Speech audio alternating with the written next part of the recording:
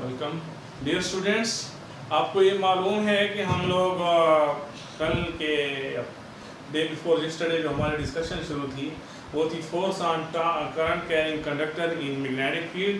जब आप magnetic field में किसी करंट कैरिंग कंडक्टर को रखते हैं यूनिफॉर्म मैग्नेटिक फील्ड में, तो उस पर जो फोर्स आई थी वो हम लोगों ने देखी थी। उसका बिहेवियर हम लोगों ने, उसका फार्मूला हम लोगों ने देखा था। Force on current carrying conductor uniform magnetic field. तो उस पे हम लोगों ने जो फार्मूला डिराइव किया था वो था आई एल क्रॉस बी। ये हम लोगों ने जो है फार्मूला डिराइव किया था करंट कैरिंग कंडक्टर के फोर्स का। और हमने देखा था कि फोर्स जो थी मैग्नेटिक फोर्स, मैग्नेटिक पुश जो था वो कंडक्टर के ऊपर जो लग रहा होता था वो इन दोनों का क्रॉस प्रोडक्ट था। मतलब तार की लंबाई और मैग्नेटिक फील्ड पे परपेंडिकुलर होती है वो फोर्स। तो आज हम लोग फ्लेमिंग लेफ्ट हैंड को डिस्कस करेंगे। फ्लेमिंग लेफ्ट हैंड रूल किसके लिए होता है? To find direction of force. Force में करंट या मैग्नेटिक फील्ड की भी ढूंढ सकते हैं, लेकिन बेसिकली हम कहते हैं फोर्स के लिए हम इसको यूज करते हैं फ्लेमिंग लेफ्ट हैंड रूल। याद रखिए कि और भी बहुत ज़्यादा रूल्स हैं। इसमें राइट हैंड रूल भी है, राइट हैंड स्क्रू रूल भी है, पाम रूल भी है। कई रूल्स हैं फोर्स की डायरेक्शन के लिए, मुख्तलिफ हैं। लेकिन आप एक रूल को अप्लाई करना सीख लें और सही सीख लें, मेरे ख्याल में कोई इसमें रॉकेट साइंस नहीं है। वैसे मैं आपको कंसेप्ट समझा चुका हूँ। उस दिन वाला आपको वीडियो लेक्चर आपने देखा था, ये नॉर्थ पोल और साउथ पोल इस तरह मैंने डायग्राम बनाई थी और कंडक्टर करंट आपकी तरफ आ रहा था तो वो एंटी क्लॉकवाइज मैग्नेटिक फील्ड हम लोगों ने ली थी। अगर आपको थोड़ा सा याद है उस दिन वाली बातें, तो एक तरफ मैग्नेटिक फील्ड एंटी पैरेलल हो गई थी और एक तरफ वो पैरेलल। जहाँ एंटी पैरेलल वहाँ फील्ड वीक हो गई थी, जहाँ पैरेलल वहाँ, तो फोर्स इस पे कैसे लग रही थी? राइट वाइड लग रही थी। डायग्राम कैसे थी? ऊपर नॉर्थ पोल था, नीचे साउथ पोल, तार यूं ठहरी हुई थी और बिजली किधर आ रही थी? आपकी तरफ। तो फोर्स इस तरफ लग रही थी। और मैंने बताया था अगर बिजली को रिवर्स कर दिया जाए, क्लॉकवाइज हो जाएगी, इधर फिर लाइट पैरेलल, इधर एंटी, फिर इधर फोर्स लगेगी। या मैग्नेटिक फील्ड को यानी कि या करंट या मैग्नेटिक फील्ड की डायरेक्शन आप रिवर्स कर दें तो आप देखेंगे कि जो है फोर्स रिवर्स हो जाती है। तो आज हम इसी चीज़ को फ्लेमिंग रूल से समझेंगे। फ्लेमिंग रूल जस्ट इज एक ट्रिक है, एक टोटका है फॉरन फोर्स की डायरेक्शन ढूंढने का। क्योंकि हम इस तरह सोचते रहे हैं कि जी इधर ये फील्ड लाइन है, यहाँ पर लाइट पैरेलल है, यहाँ अनलाइट पैरेलल है, इस तरह सोचते रहे तो हमारा टाइम ज़ाया होता है। तो उस टाइम के ज़िया से बचने के लिए एक फ्लेमिंग नामी बंदे ने जो है एक रूल दिया जिसको हम फ्लेमिंग लेफ्ट हैंड रूल कहते हैं। इसका राइट हैंड रूल हम अगले चैप्टर में पढ़ेंगे। Right hand rule, Fleming right hand rule. Right hand rule तो इसी चैप्टर में भी होता है, वो भी मैंने आपको बताया था, स्क्रू रूल है। और तो फ्लेमिंग राइट हैंड रूल हम अगले चैप्टर में ईएमएफ के लिए पढ़ेंगे, उसकी डायरेक्शन के लिए।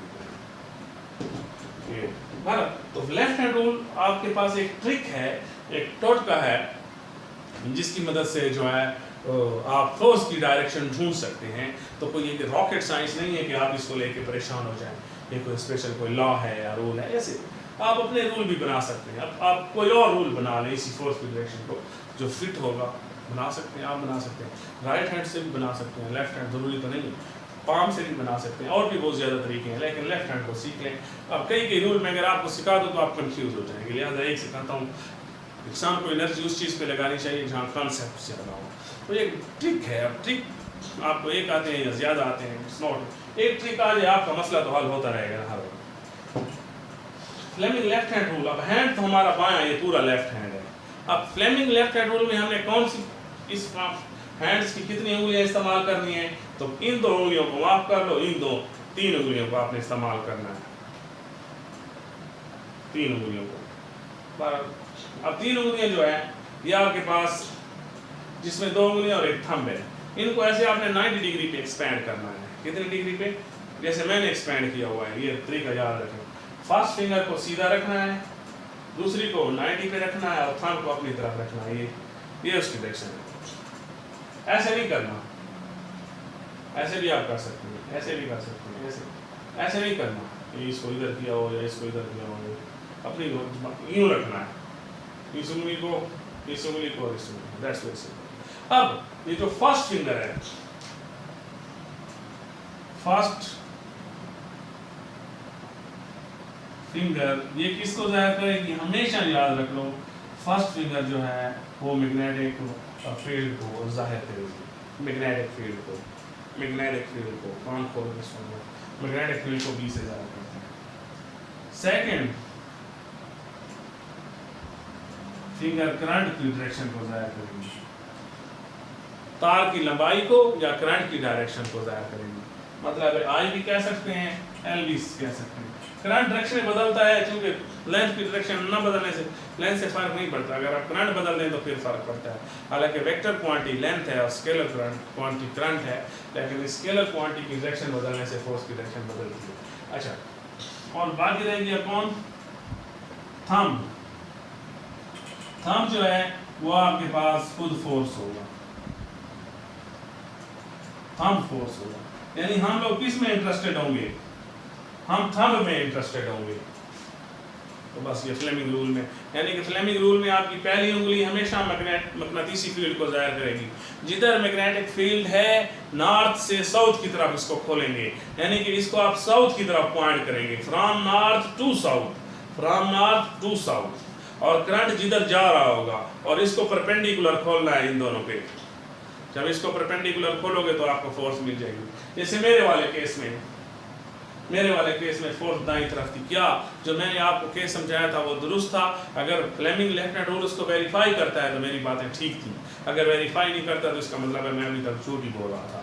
तो अब आप देखें, इस केस में ये नॉर्थ है, ये साउथ है, तो बी किधर है? मैंने कहा बी टुवर्ड साउथ होती है, ये from north toward south, south की तरफ उंगली की जाती है। तो साउथ किधर है? नीचे। तो मैंने ये पहली उंगली बी होती है कि नहीं? तो अब सारे लोग, आप लोग जहाँ बैठे हैं, तो अपने लेफ्ट हैंड को उठा लें, अगर आप लोगों का सही काम कर रहा है तो इस लेफ्ट हैंड में से जो पहले आपने इन उंगलियों को इस्तेमाल नहीं करना, इन 3 को इस्तेमाल करना। तो इस्तेमाल भी ज़रा ज़रूरत के वक्त करें, ये नहीं कि तीनों को खोल के बैठ जाए बस कॉलेज के तरीके से। पहले जिसको खोलना है उसी को खोले, फिर उसके बाद पहले हमेशा तो खोलने की तरतीब बता दूँ आपको। ये तो बता दिया मैंने कि ये बी होगी, ये आई होगी, एफ। तरतीब पहले किसको खोलेंगे? बी की डायरेक्शन में पहले बी वाली उंगली खोलें, फिर जिधर करंट है इसको उधर खोलें। अब आप कहेंगे मेरी उंगली तो हमेशा यूं खुलती है। अगर करंट ऊपर जा रहा है तो यूं कर लें, करंट नीचे जा रहा है तो यूं कर लें, दाएं जा रहा है तो यूं कर लें, बाएं जा रहा है तो इधर मोड़ना मुश्किल होता है, यूं मोड़ लें, कोई फर्क नहीं पड़ता। अपना हाथ है, फ्लेक्सिबिलिटी रखना है। ये करंट फर्ज करें इधर जा रहा है ना, इधर फर्ज करे जा रहा है, तो मैग्नेटिक फील्ड इधर है, मैग्नेटिक फील्ड पहले ढूंढनी है।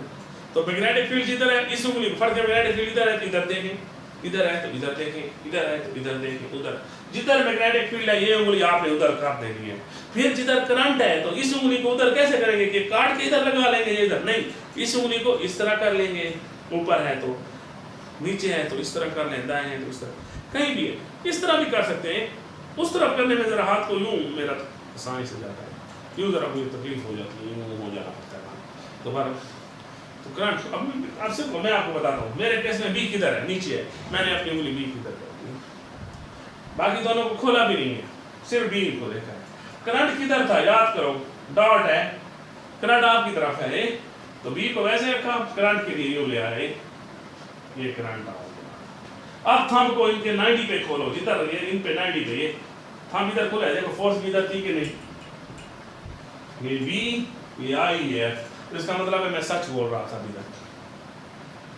दैट्स वेरी इंटरेस्टिंग, इसमें हम इंटरेस्टेड है, ये एफ है। तो बहुत आसान है। अगर फर्स्ट करें करंट उधर जा रहा है, बी इधर है, करंट उधर जा रहा है, तो इस उंगली को उधर कैसे करोगे? आरी ले आओ, काट लो और उधर लगा लो। है नहीं, ऐसा नहीं करना, काटोगे भी नहीं चाहिए। मैं कहूँ किसी कौन अपनी उंगली काटता है, आते हैं झाड़ झाड़ दे जाती है देखो, फिर फोर्स रिवर्स हो गई कि नहीं। मैंने उस दिन बताया था, अगर करंट जा रहा हो तो फोर्स इधर लगेगी। या अगर मकनतीसी फील्ड ऊपर हो, ये नॉर्थ और ये साउथ हो जाए, यूं उंगली खोल लो, करंट आपकी तरफ आ रहा है, फिर करंट उधर जा रहा है, फौरन खुलती है। किधर बी फिक्स कर दो, आई को उधर उधर घुमाइए रिवर्स करने से। इसका मतलब है बी अगर फिक्स हो, बी अगर फिक्स हो तो आई को रिवर्स करने से फोर्स रिवर्स हो जाती है। और अगर आई अगर फिक्स हो, आई अगर फिक्स हो तो बी को रिवर्स करने से भी फोर्स रिवर्स हो जाती है। तो इन दोनों में से अगर किसी एक को फिक्स कर दो, हमें पता है क्रॉस प्रोडक्ट एंटी कम्यूटेटिव है ना। अगर आपने बी को रिवर्स कर दिया तो आपको जो फोर्स है वो नेगेटिव मिल जाएगी, एंटी कम्यूटेटिव है ना, क्रॉस प्रोडक्ट। तो लिहाजा इन दोनों में से किसी एक को रिवर्स करोगे, एक को, तो फोर्स रिवर्स होगी। और दोनों को रिवर्स करने से कोई फर्क नहीं पड़ता। मैं आपको बता दूं दोनों को रिवर्स करने से फर्क कैसे नहीं पड़ता। अब मेरे केस में बताओ, बी किधर थी, नीचे, आई किधर था, आर की तरफ, एफ किधर थी, ऐसा है। दोनों को रिवर्स करो, दोनों को रिवर्स कैसे करोगे, ये किधर है, नीचे, इसको किधर होना चाहिए, ऊपर, ये किधर है, आपकी तरफ, इसको किधर होना चाहिए, अवे, टुवर्ड अस वाली को अवे होना चाहिए और डाउन वाली को। और मैं रिवर्स कैसे करूंगा, आप एक ही, मैंने कहा रिवर्स करने से ये खुद को रिवर्स नहीं करेगा, एक को रिवर्स करने से करेगा। एक को रिवर्स करने से मतलब है बी को ऊपर कर दो या आई को उधर कर दो, फिर रिवर्स करता है खुद को, फोर्स बी को ऊपर कर दो, खुद को रिवर्स कर दो, ठीक है। या बी को उधर रहने दो और आई को पीछे कर दो, खुद को रिवर्स कर दो। अब अगर दोनों को रिवर्स कर दो, दोनों को कैसे रिवर्स करोगे, देखो ये नीचे ये आपकी तरफ, ये दोनों रिवर्स कर रहा हूं, दोनों रिवर्स हो गए, नीचे वाला ऊपर आ गया, आपकी तरफ वाला मेरी फोर्स। दोनों को रिवर्स करने से रिवर्स नहीं होती फोर्स। एक को करंट की डायरेक्शन बदलो, अपोजिट करो, फोर्स नॉर्थ की तरफ है तो साउथ, ईस्ट की तरफ है तो वेस्ट, डाउन है तो अप, बाएं है तो दाएं। मैग्नेटिक फील्ड को अकेले को रिवर्स करो, फोर्स रिवर्स हो जाएगी। दोनों को रिवर्स करने से आपके सामने नहीं हुई रिवर्स। ब्यूटीफुल। ये सारी बातें वही समझा रहा हूं जो क्रॉस प्रोडक्ट में आपको फर्स्ट ईयर में, ये क्रॉस प्रोडक्ट की एक प्रैक्टिकल एप्लीकेशन है। और क्रॉस प्रोडक्ट हम आमतौर पे राइट हैंड रूल पे सीखते थे, पहला, दूसरा और तीसरा। तो राइट हैंड रूल से भी आप ये फोर्स निकाल सकते हैं, लेकिन राइट हैंड रूल के लिए आपने सिर्फ रिवर्स करना होगा। लेफ्ट में इसको क्या लेते थे, बी, इसको आई, इसको क्या लेते थे, राइट में उलट करें, इसको आई ले, इसको बी ले, वही जवाब आएगा। कैसे, राइट हैंड रूल है ना। इसको क्या लेंगे राइट हैंड रूल में, आई या एल, पहले आई, ये करंट और लेंथ है ना, तो राइट हैंड रूल में पहले आई ले फिर बी ले। इस उंगली जिसको लेफ्ट हैंड में बी लेते थे, अब इसको क्या लें, आई, और इसको आई लेते थे तो इसको बी ले। आपका जवाब गलत नहीं होगा। मेरे वाले केस में देखो, इसको क्या लेना है, याद करो, आई लेना, तो बी, तो मेरे वाले केस में पहले इस उंगली को खोलना होगा, राइट हैंड रूल में पहले इस उंगली को, ये आपको पहले बी ढूंढनी होती है, ये बी है, ये बी है नीचे की तरफ। अब आई किधर है, आपकी तरफ है, ये देखो आप उसी तरह है कि नहीं। जब इसको मैंने बी और इसको आई लिया तो राइट हैंड रूल भी मेरा कामयाब है, लेकिन इसको मैंने क्या लिया था, बी लिया था, उसको आई लिया था, देखो दोनों का सेम जवाब आ रहा है। पहले बाएं हाथ को देखो, ये क्या चीज है, ये उंगली यहाँ हिल रही है, हिल तो दोनों रही है, पता नहीं कनेक्टेड है आपस में। ये वो जो ज्यादा वाइब्रेट कर रही है वो बी है और ये आई है और ये एफ है। इधर ये वाली आई है, ये बी है और ये एफ है, दोनों का सेम जवाब। तो आप राइट हैंड भी ले सकते हैं, कुरान का हर्फ नहीं है। मैंने कहा कई रूल बनाए जा सकते हैं। फ्लेमिंग को बस उसके दिमाग में आइडिया आया और उसने एक रूल बना दिया, कोई ऐसी बात नहीं, आप भी अपनी तरफ से कोई रूल बना लें। तो आप राइट हैंड भी यूज कर सकते हो, लेफ्ट भी यूज कर सकते हो। तो एक याद रखो तो मेरे ख्याल में आसानी होगी, फ्लेमिंग रूल याद रखो, जिसमें आपने ये FBI के नाम से याद रखो। FBI कोई एजेंसी है, ये FBI के नाम से याद रखो, इसको F, इसको B और इसको I, कभी नहीं भूलोगे FBI। तो लेफ्ट हैंड रूल समझा दिया है। अब आपको कोई कंडक्टर दे, कोई डायरेक्शन दे तो मेहरबानी करके अब इसको अप्लाई करना सीखें। पहले पहले क्या ढूंढ लिया करें, बी, फिर क्या ढूंढ लिया करें, आई। ढूंढेंगे किधर, जिधर बी हो उधर उंगली खोल दो, नॉर्थ से साउथ की तरफ उंगली खोल दोगे, और जिधर करंट जा रहा है पॉजिटिव से नेगेटिव टर्मिनल की तरफ ये उंगली खोल दोगे, जिधर भी जा रहा है वो जिधर भी है। फिर थंब को परपेंडिकुलरली खोलना है इन पे, ये दोनों परपेंडिकुलरली खुल जाएंगे ना, या अगर एंगल इनके दरमियान यूं भी है खैर, इसको परपेंडिकुलरली खोलना है, इसकी डायरेक्शन फौरन मालूम हो जाएगी। और अगर ये पैरेलल हो गए दोनों, बस ये नल हो जाएगा, तो क्रॉस प्रोडक्ट में like parallel vector null answer देते हैं। तो इस तरीके से मैंने आप लोगों को जो है force on current carrying conductor वाला टॉपिक शुरू करवाया था, और ना हमने उसको जब से हमने शुरू किया है तो आज हमने उसको कंप्लीट कर दिया, उससे कोई मुश्किल बात है ही नहीं। उसके बाद हमारे पास जो नेक्स्ट स्टोरी है प्यारे बच्चों, मैग्नेटिक फील्ड की बातें कर रहे हैं। मैंने मैग्नेटिक फील्ड की डेफिनेशन टेस्ला आपको समझाई है, टेस्ला कौन सी मैग्नेटिक फील्ड होती है, सीजीएस सिस्टम इसकी वैल्यू ऑफ गॉस है, ये बताना भूल गया था कि जो मैग्नेटिक फील्ड है जिसका फार्मूला मैंने ये निकाला था मैग्नेटिक इंडक्शन, तो हम कहते हैं न्यूटन पर मीटर पर एम्पियर को हम क्या कहते हैं, टेस्ला। और एक गॉस जो है, गॉस ये सीजीएस यूनिट है ऑफ मैग्नेटिक फील्ड, और एक गॉस जो है वो 10⁻⁻⁴ टेस्ला के इक्वल होता है, या एक टेस्ला जो है 10⁻⁴ गॉस के इक्वल होते हैं। तो इसका मतलब है टेस्ला एक बड़ी यूनिट है और गॉस एक छोटी यूनिट है। 10,000 गॉस मिलके एक टेस्ला बनते हैं, या एक गॉस जो है 10,000वां हिस्सा होता है टेस्ला का। तो ये यूनिट भी जरा आप ध्यान में रखें, सीजीएस यूनिट। तो मैग्नेटिक फील्ड, और बस हम इस बात को बड़े अच्छी तरीके से सीख चुके हैं कि जब किसी तार से बिजली बहती है तो उसके नतीजे में मैग्नेटिक फील्ड पैदा हो जाती है। अगर तार में बिजली सीधी है तो मैग्नेटिक फील्ड घूमती हुई होती है, और तार अगर हेलिक्स है, स्प्रिंग है, तो बिजली मैग्नेटिक फील्ड फिर नेट होती है, और वो हेलिक्स या स्प्रिंग जिससे बिजली बह रही हो वो मकनातीस की तरह बिहेव करता है। और force on current carrying conductor का ये कंसेप्ट हम लोगों ने डिस्कस किया है। उसके बाद हम लोगों ने ये डिस्कस किया है कि जब किसी कंडक्टर को हम मैग्नेटिक फील्ड में रखते हैं तो उस पर फोर्स लगती है, बील वाला फार्मूला, या बील साइन थीटा, या IBL साइन थीटा, या BIL साइन थीटा वाला फार्मूला, क्रॉस प्रोडक्ट का बिहेवियर, फ्लेमिंग रूल, ये सारी बातें अभी तक हम लोगों ने डिस्कस की। अच्छा, एक और चीज़ अभी मैं डिस्कस करवा देता हूँ जो कि इम्पोर्टेंट है, क्योंकि टेस्ट में भी आई है, बुक में भी इसका कुछ न कुछ थोड़ा बहुत जिक्र है, लेकिन बाकायदा तौर पे टॉपिक के तौर पे मौजूद नहीं है। उसको भी बताना मुझे ज़रूरी लग रहा है कि मैं समझा दूँ, ताकि आप फ्यूचर में आपको ये कमी ना रह जाए।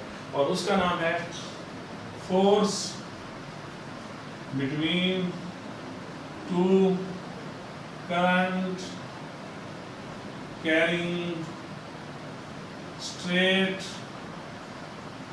कंडक्टर्स। दो करंट कैरिंग स्ट्रेट कंडक्टर्स अगर हों तो उनके बीच फोर्स जो है उसका क्या फार्मूला है।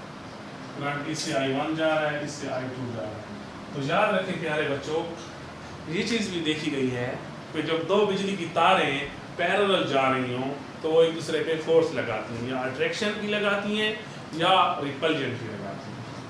तो याद रखें ये I1 है और इसकी मैग्नेटिक फील्ड क्या है, B1 है, और वो I2 है और उसकी मैग्नेटिक फील्ड क्या है, B2 है। अगर I1 को देखें तो इसकी मैग्नेटिक फील्ड में पड़ा हुआ है, और I2 को देखें तो उसकी मैग्नेटिक, यानी I2 current carrying conductor B2 में पड़ा हुआ है, और B2 करंट कैरिंग कंडक्टर की वाली मैग्नेटिक फील्ड, B2 वाले मैग्नेटिक फील्ड वाला करंट कैरिंग कंडक्टर B1 की मैग्नेटिक फील्ड में पड़ा हुआ है। वो उसकी फील्ड में, वो उसकी फील्ड में पड़े होते हैं जब करीब करीब पड़े होते हैं। बस अब ये बात तो आपने देख ली। अब अगली बात अगर आप थोड़ी सी देखें, ये फोर्स कैसे लगाएंगे एक दूसरे पे। तो अगर आप ये एक ले लें, ये एक ले लें,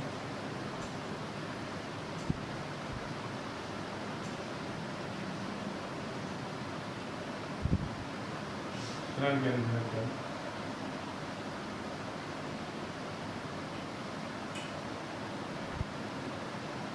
तो यूं और यूं, ये साउथ पोल, ये नॉर्थ पोल, ये साउथ पोल, ये नॉर्थ पोल। आपको पता होना चाहिए जब भी आपको तीर नजर आ जाए ना, तीर, तो उसका सरा नॉर्थ होता है और दोनों को हम साउथ लेते हैं।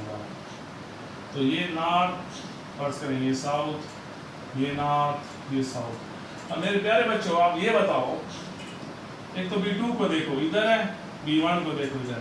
B1 और B2 पैरेलल है या एंटी पैरेलल है? एंटी पैरेलल है। तो लिहाजा नेट मैग्नेटिक फील्ड क्या हो जाएगी? B1 minus B2। Anti parallel vector difference में जवाब देते हैं। अब आप देखो नॉर्थ के सामने क्या है? साउथ। और नॉर्थ और साउथ एक दूसरे को अटैक करते हैं या रिपेल करते हैं? अटैक करते हैं। तो लिहाजा जहां पर जब करंट सेम डायरेक्शन में जा रहा होगा तो ये कंडक्टर्स एक दूसरे को अट्रैक्ट करेंगे। तो ये बात कान खोल के सुन लो, जब दो करंट कैरिंग कंडक्टर हो और करंट एक ही सिमत में जा रहा हो तो वो एक दूसरे को अट्रैक्ट करते हैं, लेकिन फील्ड वीक हो जाती है और दोनों के करंट बराबर हो तो फील्ड जीरो हो जाएगी, फील्ड पे कैंसिल हो जाएगी। इंपॉर्टेंट है।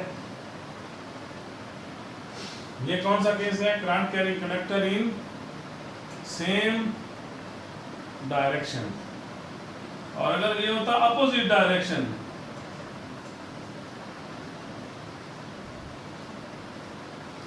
मुखालिफ सिमत में इनके करंट्स जा रहे होते,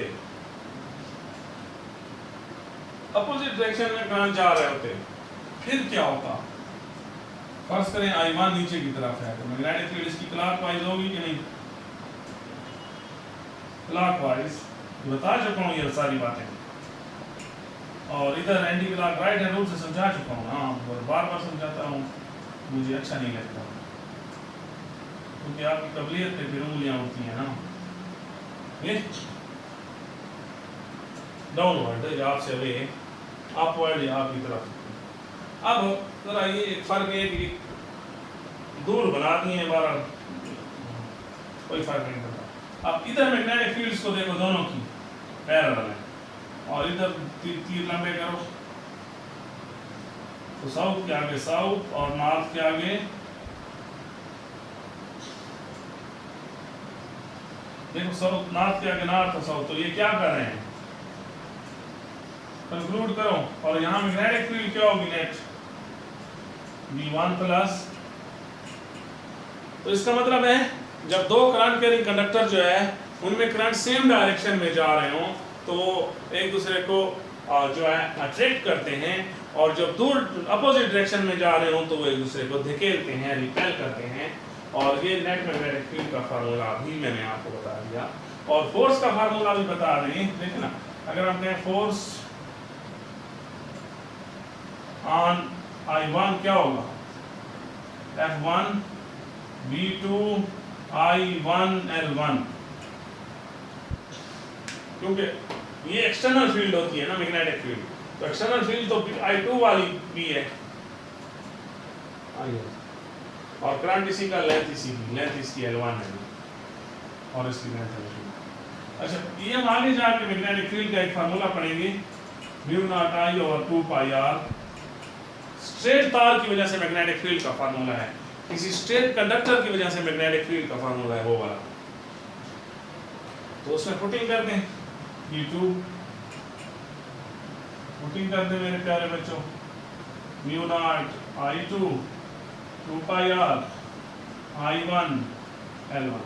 तो ये फार्मूला प्रीटी कैसे आ गया? म्यू नॉट 2 पाई r I1 I2 L1।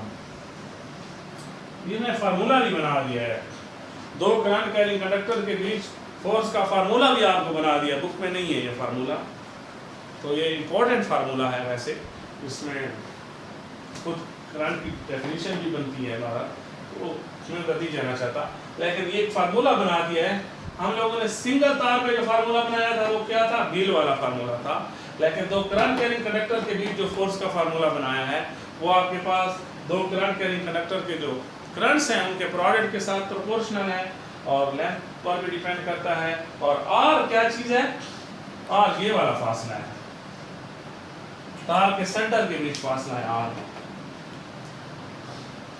तो यहाँ हमें पता चल रहा है कि फोर्स जो है वो फिर करंट के प्रोडक्ट पे डिपेंड कर रही है। बिल्कुल उसी तरह जिस तरह कूलम्बिक फोर्स का फार्मूला था ना प्यारे बच्चों, 1/4 pi epsilon not Q1 Q2, और फोर्स प्रोडक्ट पे डिपेंड करती थी चार्ज के। तो यहाँ फोर्स करंट के प्रोडक्ट पे डिपेंड करती है। उधर पहले चैप्टर में मैंने डिटेल में बताया था कि Q1 और Q2 एक दूसरे पे इक्वल फोर्स लगाते हैं। जितना Q1 Q2 पे लगाता है, न्यूटन थर्ड लॉ है, Q2 भी Q1 पे उतनी फोर्स लगाता है। चाहे मैग्नीट्यूड का जितना भी फर्क हो, दोनों बराबर फोर्स लगाते हैं। तो इधर भी अगर 1 एम्पियर है, इसमें 10 एम्पियर है, जितनी फोर्स एक वाला 10 पे लगाएगा, 10 वाला 1 पे भी फोर्स उतनी लगाएगा। फोर्स प्रोडक्ट डिपेंडेंट है, फोर्स दोनों की सेम होगी, लेकिन फील्ड हर एक की अलग होगी।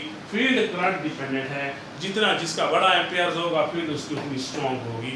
Field force, that's very interesting. उससे के साथ एनालॉजी बना दी इलेक्ट्रोस्टैटिक्स के साथ।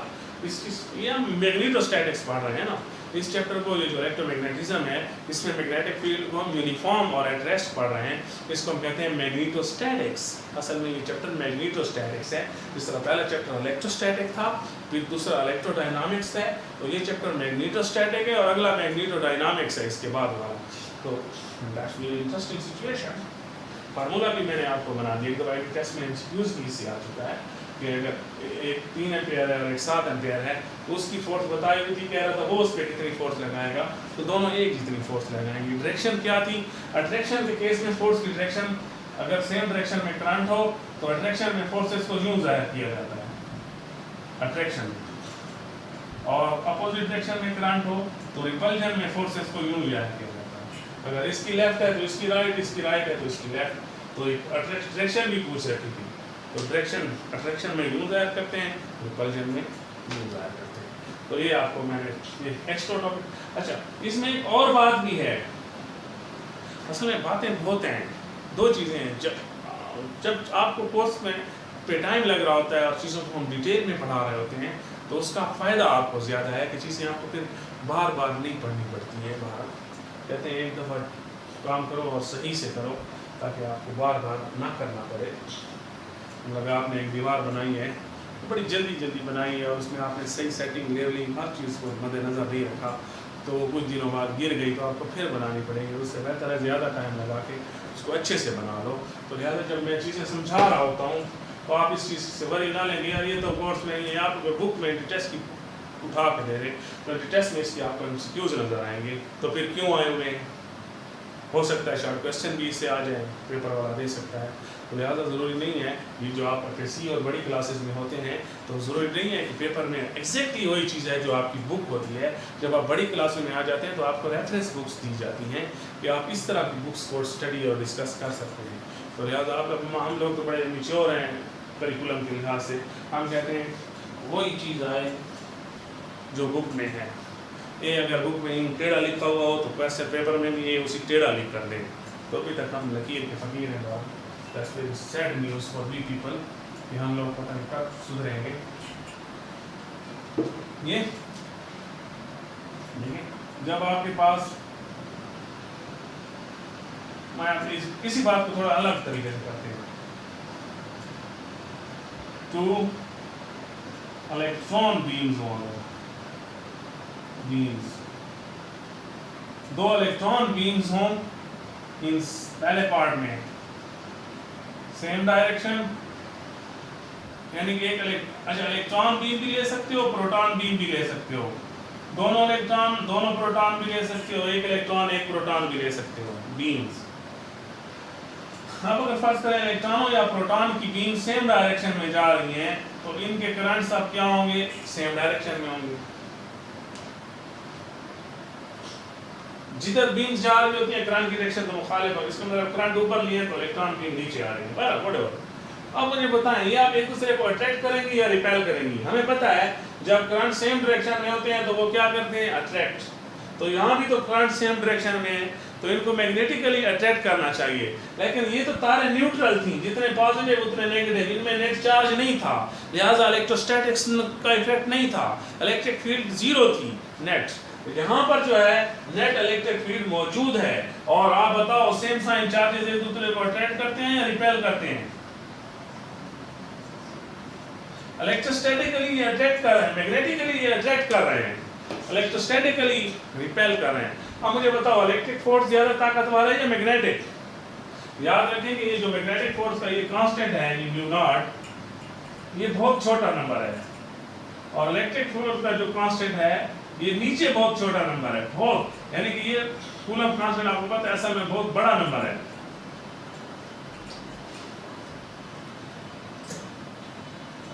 कूलम कांस्टेंट बहुत बड़ा नंबर है, इसका मतलब है मैग्नेटिक फोर्स कमजोर होती है और इलेक्ट्रिक फोर्स ताकतवर होती है। तो इलेक्ट्रिकली तो अट्रैक्ट कर रहे हैं, मैग्नेटिकली इलेक्ट्रिकली रिपेल कर रहे हैं, तो कौन सी फोर्स जीत जाएगी? रिपल्सिव। लिहाजा इलेक्ट्रॉन बीम्स जो हैं ये हमेशा रिपेल करेंगी। इलेक्ट्रॉन की बीम्स या प्रोटॉन की बीम्स, एक जैसी चार्ज पार्टिकल की बीम्स हमेशा रिपेल करेंगी। आप ये ना समझें कि इनके करंट सेम डायरेक्शन में है तो अट्रैक्ट करेंगी, लेकिन अट्रैक्शन से रिपल्जन ताकतवर है, लिहाजा ओवरऑल ये रिपेल ही करेंगी। एक इंपॉर्टेंट बात है ना। और अगर ये अपोजिट डायरेक्शन में जा रही हूँ तो फिर तो वैसे भी रिपेल करेंगी, मैग्नेटिकली भी रिपेल करेंगी और इलेक्ट्रिकली भी रिपेल करेंगी। तो लिहाजा, और अगर ये एक प्रोटॉन बीम हो और एक इलेक्ट्रॉन बीम हो और ये अपोजिट डायरेक्शन में जब जाती है तो आपको पता है इनके करंट पैरेलल होते हैं, फर्ज करें। तो लिहाजा अब मैग्नेटिकली तो ये रिपेल अट्रैक्ट करेंगी करंट अगर पैरेलल है, लेकिन अट्रैक्ट करंट पैरेलल है तो मैग्नेटिकली भी अट्रैक्ट करेंगी और इलेक्ट्रोस्टैटिकली भी अट्रैक्ट करेंगी। और करंट अगर इनके सेम डायरेक्शन में भी अपोजिट डायरेक्शन में कर लिए जाएं तो मैग्नेटिकली तो रिपेल करेंगी लेकिन इलेक्ट्रोस्टैटिकली अट्रैक्ट करेंगी। लिहाजा अगर इलेक्ट्रॉन और प्रोटॉन बीम हो तो उनको आप चार्ज के हिसाब से देखा करें, मैग्नेटिक इफेक्ट को निगलेक्ट कर दिया करें। अगर वो दोनों ही प्रोटॉन बीम हैं, दोनों ही इलेक्ट्रॉन बीम है तो रिपेल ही करेंगी, और अगर एक प्रोटॉन बीम है और एक इलेक्ट्रॉन बीम है तो वो फिर ज़ाहिर है अट्रैक्ट ही करेंगी। ये बड़ी दिलचस्प बात मैंने आपको बताई है कि बीम्स ऑफ प्रोटॉन्स या इलेक्ट्रॉन्स के लिए साइन को देखा करें। अगर सेम साइन है, प्रोटॉन प्रोटॉन इलेक्ट्रॉन इलेक्ट्रॉन है तो रिपेल करेंगे, इलेक्ट्रॉन प्रोटॉन प्रोटॉन इलेक्ट्रॉन है तो अट्रैक्ट करेंगे। और तारों के केस में डायरेक्शन को देखा करें करंट की, और बीम्स के लिए साइन को देखा करें। अपना ख्याल रखिएगा।